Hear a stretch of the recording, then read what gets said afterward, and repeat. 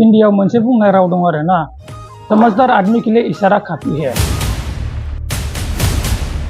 जे हाग्रामाया सासे जाम्बासो, मानो होनना बुङोब्ला बे 17 बोसोर बियो सरकार सलायबाय। बिनि गेजेराव जोंनि गहपुरबासिखौ आरो जोंनि सनितपुर बिश्वनाथ बे डिस्ट्रिक्टआव बियो मोनसेबो जाफुं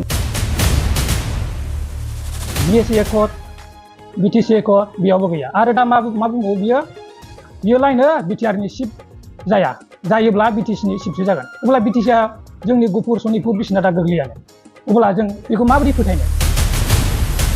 आरो दा बिदिन्थि हिसाबै नाय, जोंनि प्रमद बर' सारनि दैदेननायाव जोंनि गहपुर सनितपुर बिश्वनाथ हानि मोन्थाय जिहेतु दा बेयो एफआरसि जाबाय आरो फरायसा आफादजों लोगोसे प्रमद बर'नि थैथां बिनि नाजानायनि गेजेरजों जों दिनै बिटिआरआव हाबनो मोनबाय।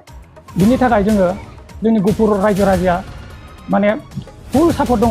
एबारनि इलेक्सनाव बे 2025 मायथाइनि जिथु सेप्तेम्बराव इलेक्सन जानो गोनां, बेयाव माने प्रमद बर' सारखौनो पुरा 25 सीटआव 25 सीटखौ पाक्का माने 100% देरहा होगोन होननानै माने जों बयबो सापर्ट खालामो। जेरै दा जोंना प्रमद बर'नि दैदेननायाव नाय, दा सुपार 50 मिशन, बिनि गेजेरजों आलारि सोरां मिशन बायदि रोखोम दङ आरो गियान सोरां मिशन, दा हमना ला गियान सोरां मिशन दं।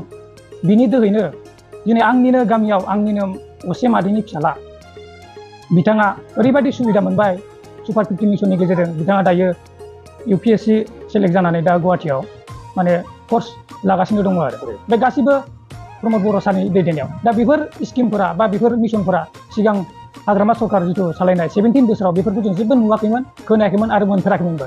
आरो दा सोलिबाय थानाय डुरान्ड काप जिथु नाय, बे प्रमद बर' सारनि दैदेननायाव 2023 ना 22निफ्राय सोलिदोंमोन नङा बे डुरान्ड कापआ।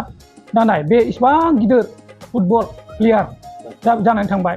बेयाव दा गुबुन गुबुन हादोरनि गुबुन गुबुन स्टेटनि माने गेलेगिरिफोरा आरो नायगिरि बिथांमोना फैनानै जोंनि बर' समाजादि ओरैबायदि मोजां माने प्लेटफर्माव फैबाय माने। आरो जोंनि बर' लाइमोनफ्रा साख्रिखौथ' मोनखाया दानि जुगाव जानला माला, गासिबो मोनखाया नालाय। बेयावनो जोंनि बर' लाइमोनफ्रा माखासे गोरों गेलेगिरिफोरा जोलुर गेलेगिरिफोरा बाहागो लानो मोनबाय, गेलेनो मोनबाय। बेयावबो मोनसे साक्सेस, बेबो मोनसे प्रमद बर' सारनि नाजानायनि गेजेरजों। हाग्रामा सारनि दैदेननायाथ' बेफोर जेबो जाखायाखैमोन, गैखाथारामोन। दा बेयावनो जों मिथियो जे जों फोथायनाय दङ प्रमद बर' सारा माने देरहागोन आरो बियो हारिनि थाखाय मोजां खामानि मावगोन आरो जोंनि गहपुर हालामनि थाखाय बियो 100आव 110% मोजां खामानि मावगोन होननानै जों माने 100% फोथायनाय दंखायो आरो। बिनि थाखाय माने जोंनि गहपुरबासिया गासिबो प्रमद बर' सारखौनो सापर्ट। आरो जाखिनि जोंनि गहपुर हालामनिफ्राय साफा सानै बिपिएफ हान्जायाव दङ, बिथांमोनाबो मिथिगौ 40 बोसोर जेब्ला गुबुन गुबुन आफादा बड'लेण्ड दाबिनि थाखाय एसेबां जिउ खोमाबाय, जोहोलावजोफोर मुंख्लं जालांबाय। दा बैफोरनि खोथाखौ जोंनि जाहाथे गहपुरनि जायफोरा बिपिएफ हान्जायाव एसे एनै साफा सानै दङ, बिथांमोनाबो मिथिगौ इसेबां दुखु खस्थ'नि गेजेरजों बे बिटिआरखौ मोनदों। दा माखासे एंगारहायै खोथा आरो लोगोफोरनि जुनै बिथांमोना बिपिएफआव दं, नाथाय बिसोरबो आं फोथायनाय दङ जाहाथे बिथांमोनाबो भटखौ होनाय समाव इउपिपिएलआवनो सिरिबाबो होगोन। दा बे हाग्रामाया जे गुबुनफोरखौ जाम्बा बुंबाय थायो, जाम्बाया सोर? गावसो जाम्बा। मानो होनना बुङोब्ला हाग्रामानि समाव हा होनाय, हानिबो दावराव, बे हाखौ इसेबां बिटिसि एबा क'क्राझार एरियायाव सोर हाखौ होनाया? रामदेबनो सोर होआ?